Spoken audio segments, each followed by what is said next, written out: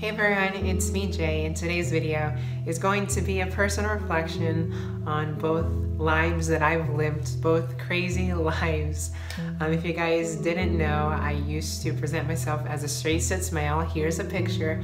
I know, I'm disgustingly ugly, and it's been a long, hard battle for me to finally be the person that I am today. 19 years of struggling to finally be me. But I know that it's worth it now. I'm a queer woman, if you guys didn't know, and I'm so happy to be who I am today. But being and playing a role in both sides of this giant spectrum, I have seen how society and gender roles really play a part in the involvement and the growth of an individual. And it's such a shame, something that's been made up and has stuck within our society for years and years and years is automatically what we abide to. And I'm hoping that our generation is the generation that creates change. And my cat is behind me playing with her toys, so please ignore her. Like I was saying, I hope our society is the society that really creates change and makes a difference, and make it so that people aren't seen as different regardless of what they want to identify as or who they know they are. So with that all being said, I just want to kind of talk about my experience pre-transition and then transitioning.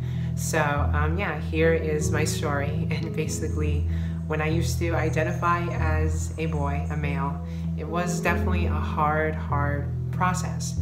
It was definitely, I was in a body that wasn't mine. It was something that was so foreign, and I knew that I was struggling. And I didn't grow up with a close father figure, so I really didn't understand the ideals of being a man. And I grew up with primarily women in my household, and a lot of people that I couldn't really talk to about personal feelings.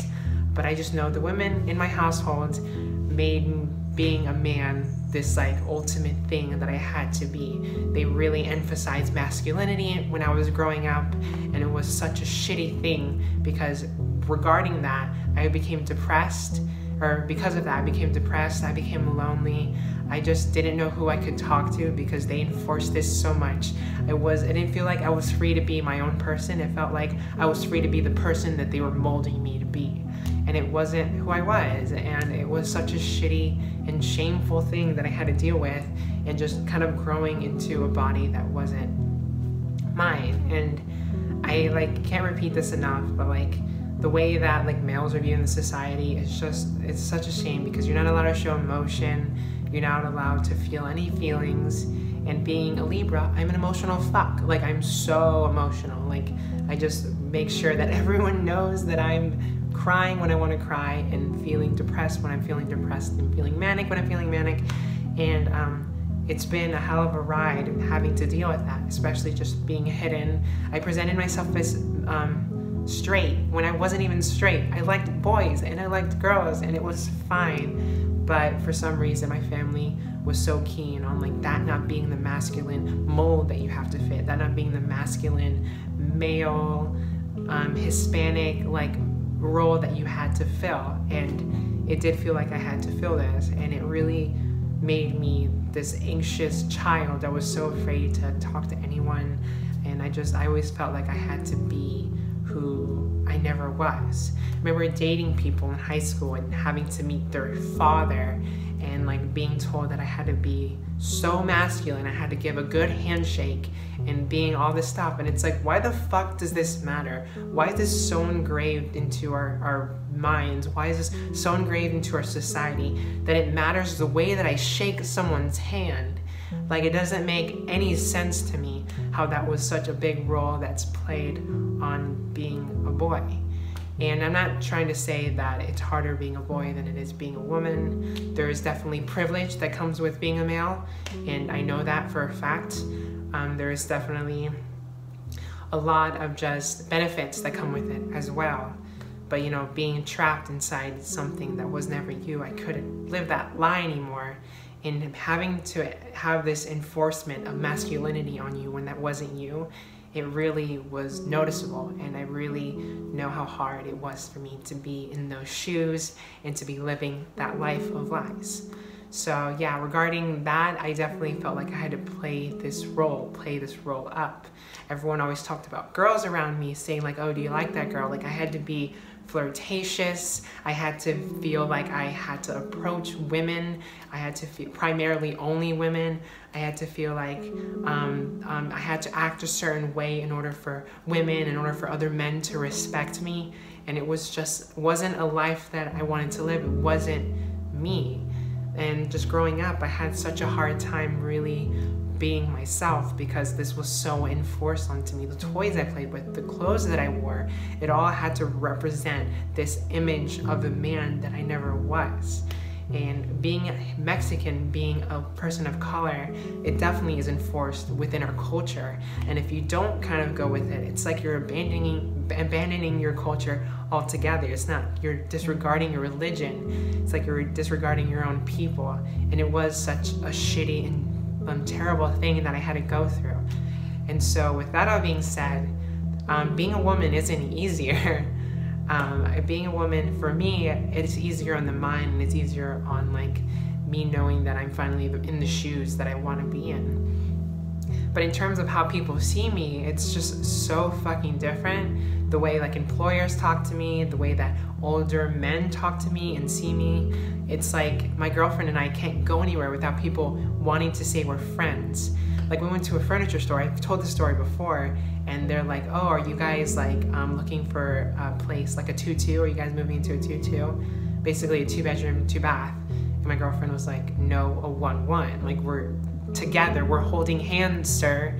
Like why is that such a weird thing that like we're gay? Like, and I feel like that's another thing, like women have to like look and seek out males to take care of us because we're somehow inferior, which is disgusting. And that also plays into like this incident that happened to me in the airport the other day when I was going to Los Angeles. And I talked about this on my Instagram story, but I was sitting in a shuttle going from one terminal to another, one part of the airport to another, and this man sat across from us.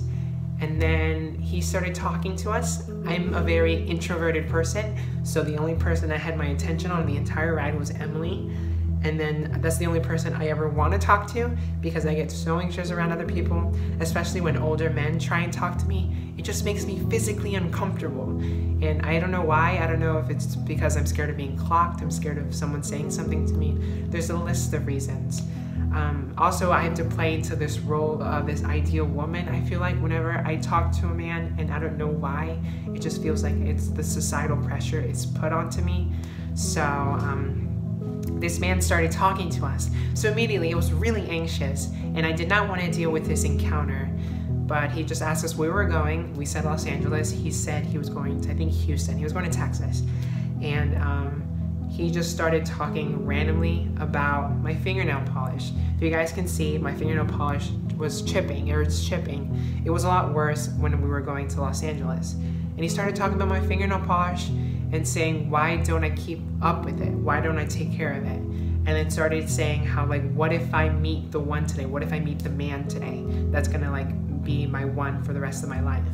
Like how I need to keep up with myself because men look at things like that. And it's like my existence isn't for the pleasurement or for how men view me. Like, what the fuck are you talking about? I'm so tired of these like closed-minded people. And it's just such a shame that like I had to go through that, and how so many other women have to go through that and go through worse on how men view them as inferior. And it's something that really plays deep within our roots of our society and just the way we've always been raised. And it's something that drastically needs to change. But he started talking about my fingernail polish. And the shitty thing about this whole situation was that after this happened to me, I didn't react like mad. I didn't stick up for myself. I let it happen because he was just an older male and I was just silenced, I guess. I felt silenced. And whenever we left the situation, I told my girlfriend, oh, he seemed like a nice man. She asked me if that situation made me mad. And I was like, no, he seemed nice. And then as we were walking, I was just thinking about everything he said. And I was like, what a manipulative motherfucker. Like, this was not okay. This wasn't okay in any means. And so it really frustrated me and the afterthought and knowing that I didn't do anything in the moment. I was frozen. And I know a lot of women go through this and go through much, much, much worse. And so that, along top of like the way that our society shows like how women should look. So I have an eating disorder, if you guys didn't know. And I've struggled with losing weight my entire life, and being thin as a male is different than being thin as a female. Now there's so much more pressure on me. Now I go into stores like Brandy Melville that only has one size, and that's okay. The sizes are so small.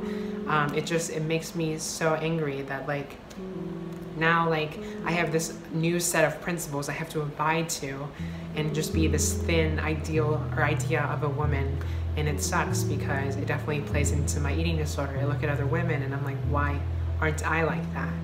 And hormones play a huge role in gaining weight, so it just makes things a lot harder. My metabolism is a lot slower than it was when I used to identify as a male.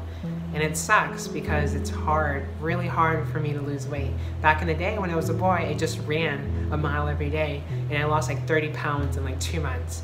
But now it's like I run 2 miles every day and I gain 5 pounds by the end of the week. So, and like it's just a mental thing that I have to get over, that I know that like people are just people, and regardless of who we are, who we identify, we should all be looked at as equal. And as long as we're happy and not damaging other people's lives, not hurting anyone else, why does it matter the way that we live, the way that we look, the way that we treat each other?